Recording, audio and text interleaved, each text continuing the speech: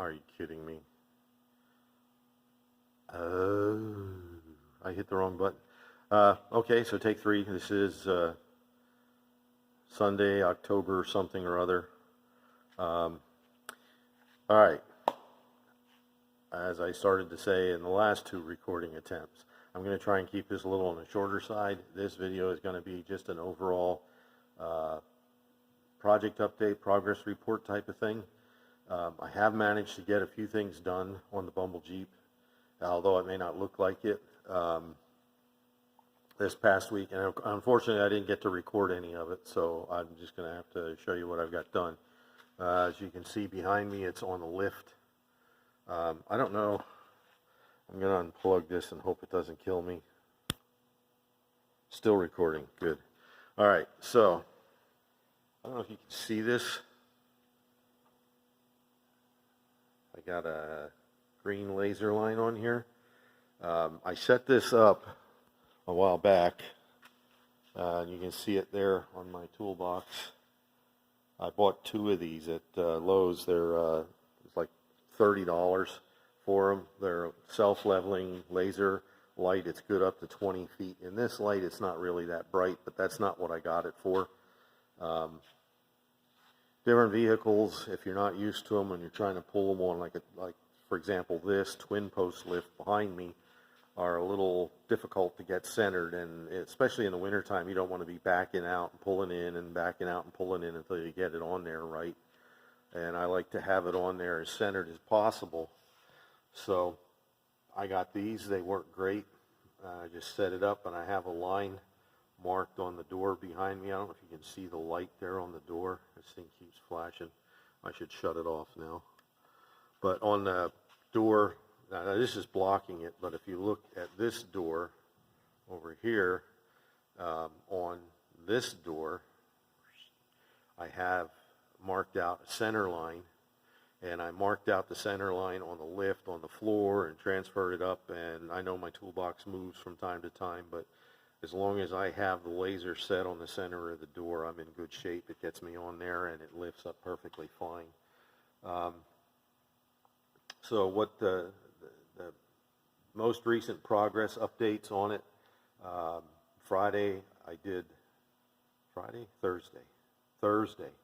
I got the underside, or Wednesday I pressure washed the underside again and did a freshen up on the undercoat. I also used the cavity spray that I got from Amazon to go inside the frame rails, and I actually had enough left over.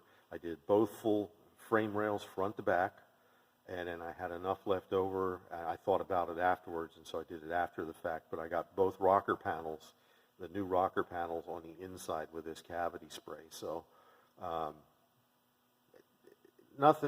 eventually this thing's going to rot out. Best laid plans of mice and men. But in the meantime, I'm going to do whatever I can to make sure that that takes place as far in the future as possible. So what I'm going to do, what it's in here for today, is an oil change, filter change. And what I've been doing the last couple of times I do the oil change on this is that's the time when I, a couple days before I do the oil change, I throw a can of seafoam in the oil, and I throw a can of seafoam in the tank. This thing's been running really, really good since I got the new throttle position sensor on it. The last trip that I took with it up to visit my daughter and my grandson and my son-in-law, they live in Meadville now. About halfway up it started running rough, throwing a check engine light, and then on the way back, it kept throwing a check engine light, and what would happen is if I would shut it off and then restart it, the check engine light would go out, but then, a couple miles down the road, it would come back on again, and it was running a little bit rough. On the way up, I think I got 16 or 17 miles a gallon, which is the highest I've ever gotten with this. On the way home, I don't think I made 13, which is what I get just driving around here local. So I'm hoping on this next trip, I'll be leaving out either a week from today or a week from tomorrow. I'm not sure which. My son-in-law is off of work right now. Oh, I'm going up to visit my daughter, my son-in-law, my grandson, and my new grandson, Simon, who was born a week ago Thursday. So when I get up there, he'll be a little over 2 weeks old. I'll be seeing him for the first time. So thank you for your congratulations. My son-in-law has taken off work for the first week or so of him being home from the hospital because he wants time to bond with his son, which I totally get. So, yeah, getting this ready for the trip up, and I'm hoping on this trip she'll get way better gas mileage. Maybe I'll even break 20 this time around. You never know. So what I'm going to do now is I'm going to take it up and go over the undercoating job. Okay, she's off the ground.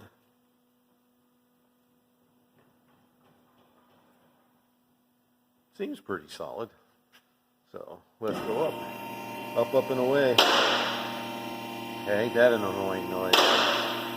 But it's only... Okay, they're getting out of sync. So, some of the other things, Friday, I bought a new head unit for it. I was hoping to get another Alpine. I really like the Alpine head units and Alpine stereo equipment, but really couldn't afford the Alpine with the Bluetooth. So, and this was a single DIN, so I got a cheap one. I got a notice from Honey that something I had been watching had like a 15 or 20% price drop, and it was a Bluetooth enabled headset with USB and all kinds of other hoopity-doo, and it was for like $60, so I was, okay, let's get that.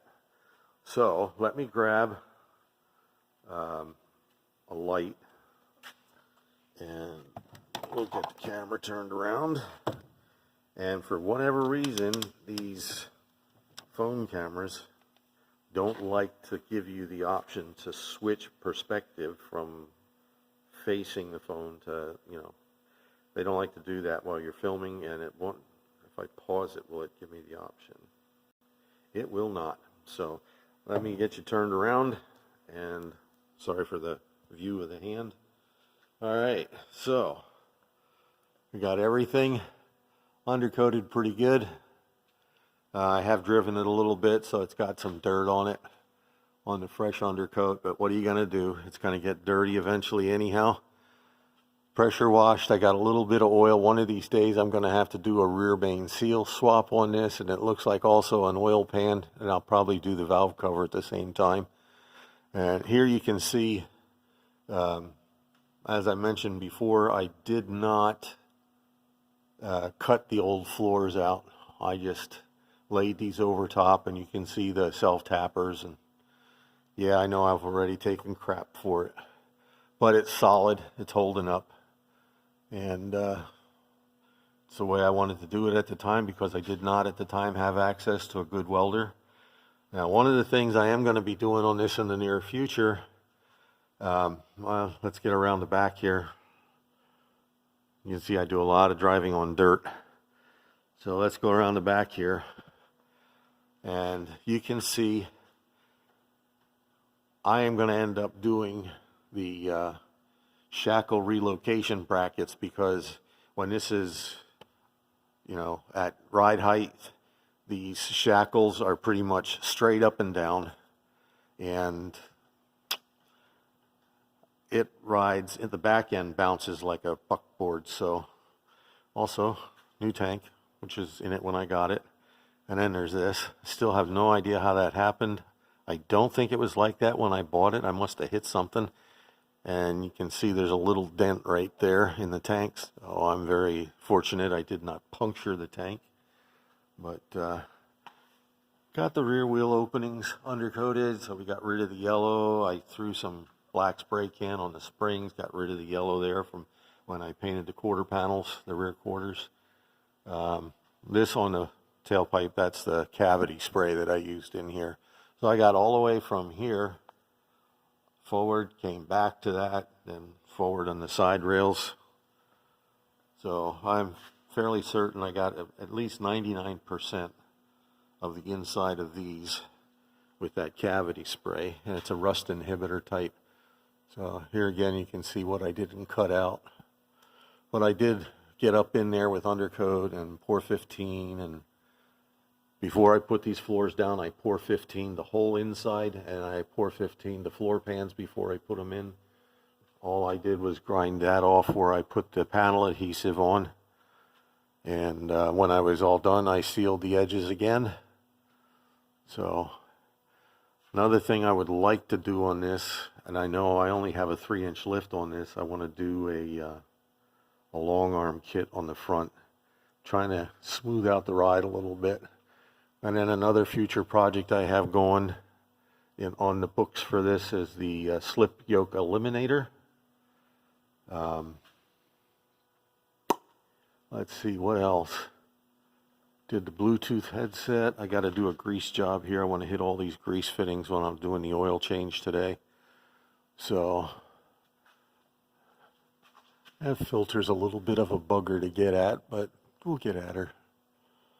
Oh, and it looks like the O-ring on the right angle adapter for the oil filter is going to need changed as well. I understand that's a fun job.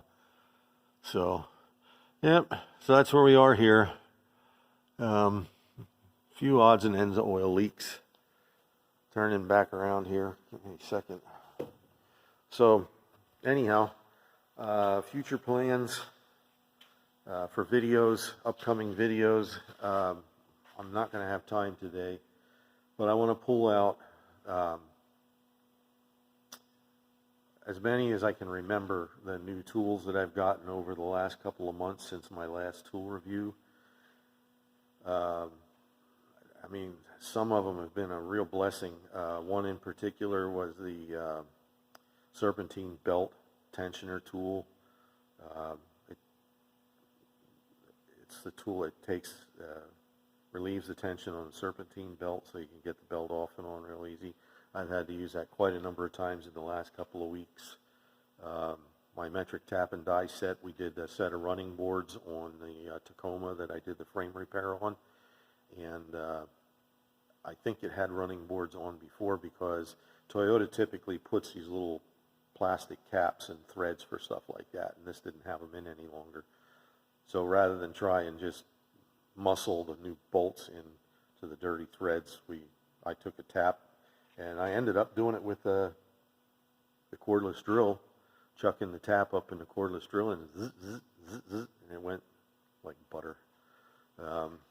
Just got to make sure you're lined up good. Start it slow, and I've done some other things that I was told never to do from the first time I started turning wrenches for a paycheck, and that one of those is put the lug nut in the impact socket and use the impact wrench to zip them on. I think the ends of modern lugs are different than what they were 40 years ago. Yeah, 40 plus years ago when I first started turning wrenches for a living. And a lot of them have like a little nub on the end that kind of pre-aligns. And where this came from, I'm going to get on a soapbox here for a minute, where this came from was auto racing. It always amazed me watching pit stops, like especially for NASCAR. They have the lug nuts glued onto the new rim, and they zit, zit, zit, zit, and the nuglets, the nuglets go flying when they take them off. They grab the new tire, throw it on there, and zit, zit, zit, zit, zit. And how do they do that? Well, there's a guide on the end of the lug that straightens the lug nut up so you can hit it immediately with the impact, and that's why they can change out a tire in 2 to 3 seconds, as opposed to how long it takes us here. And a lot of that's carried over. You look at your heavy-duty trucks, your 2500 and 3500 trucks, and they have that same little lead on the end of the lug. It's not threaded, but it acts as a guide for the lug nut. And I still, for the most part, start them, by hand with my fingers. But sometimes just, because I can. I'll throw the lug nut in the impact socket and zip her right on, but I don't do that. I don't tell my kids to do that. I make sure they hand start all of theirs. You want to start them off right. Let them work their way up to that sort of thing. So anyhow, I'm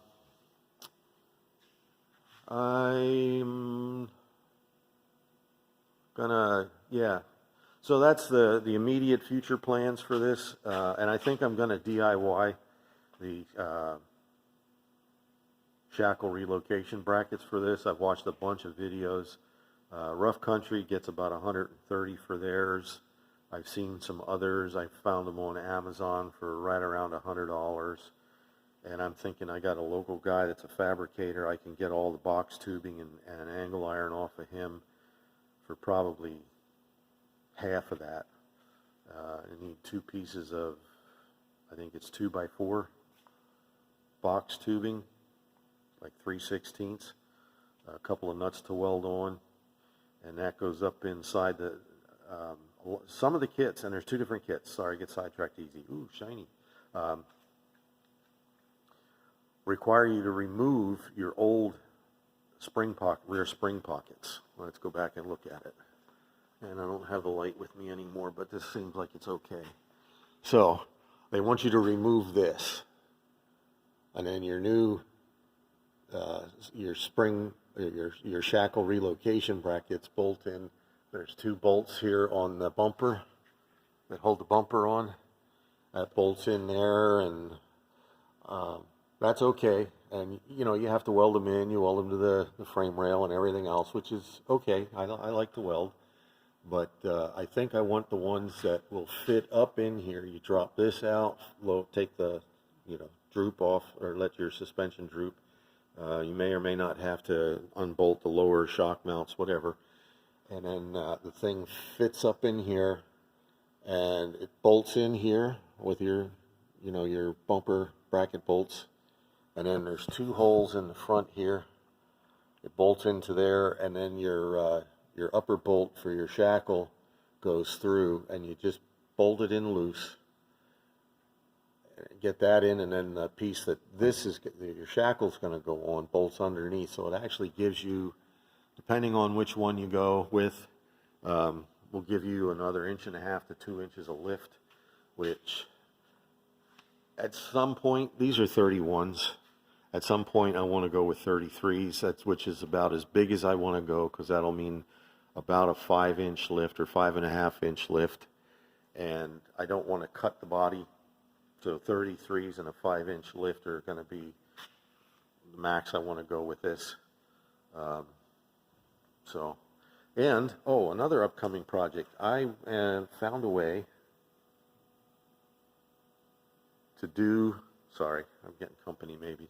I found a way to do the Hemi swap in this without any expensive parts aside from the motor. So the 3.9 V6 out of the Dakota, that bell housing, flywheel, and clutch setup will bolt right up to a 5.7 Hemi, and the AX15 will bolt up right to the back of that bell housing. So no adapters, no spacers, no nothing. It's all bolt-in. So the only thing I really need is the ECM and the wiring harness for the Hemi.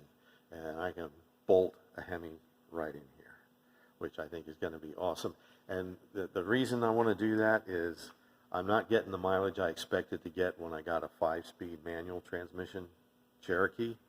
My automatic got 13 to 15, depending on how I drove it. Not much, but around there. Say it averaged about 14 miles a gallon, and the one trip I did manage to take with it upstate, I got 21 or 22 miles a gallon with it. I haven't even hit 20 with this one yet. So I'm a little disappointed, and I think it's because this, while the 4-liter 6-cylinder is a great motor, it's, indestructible. This has got 212 plus thousand miles on it, and it runs like, to me, it runs like a brand new motor. when I do occasionally stick my foot in it, it takes off like crazy. It's way quicker than the automatic was even. But the fuel economy is not anywhere near what I expected it to be, and I don't know that it has anything to do with the gearing. These tires are 31s. The originals I think were 29s, 28, 29s. But here's the thing. I don't know what gears are in this, but the speedometer is within 1 or 2 miles an hour of being accurate, and that's a GPS speedometer with these tires and the gears that are in it.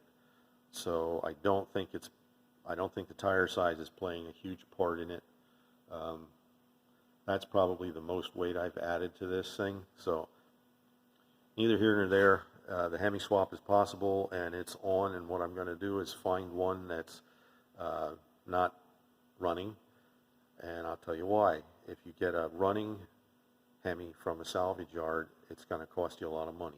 It's still going to cost me a lot of money. But I could get the rebuild kit for it, the cam and lifter kit for it, for around $300. And I can do that to it, and I'll have a good Hemi, and all I need is the bell housing and the flywheel and the clutch setup out of the 3.9 V6 from a Dakota. I'm all set to rock and roll, and I will get the wiring harness and the ECU, ECM, whatever you want to call it. When I get the Hemi, I'll make sure I have all of that stuff intact, so it's on. So anyhow, that's all I'm going to do for today. I ended up recording this on the new Motorola phone. Really didn't want to, because this one is a pain in the butt to get this video off the phone and onto the computer and uploaded. So that's where I am. So I hope this video finds all of you well and healthy and in good spiritual condition. Be kind to one another. Take care, God bless, and stay well.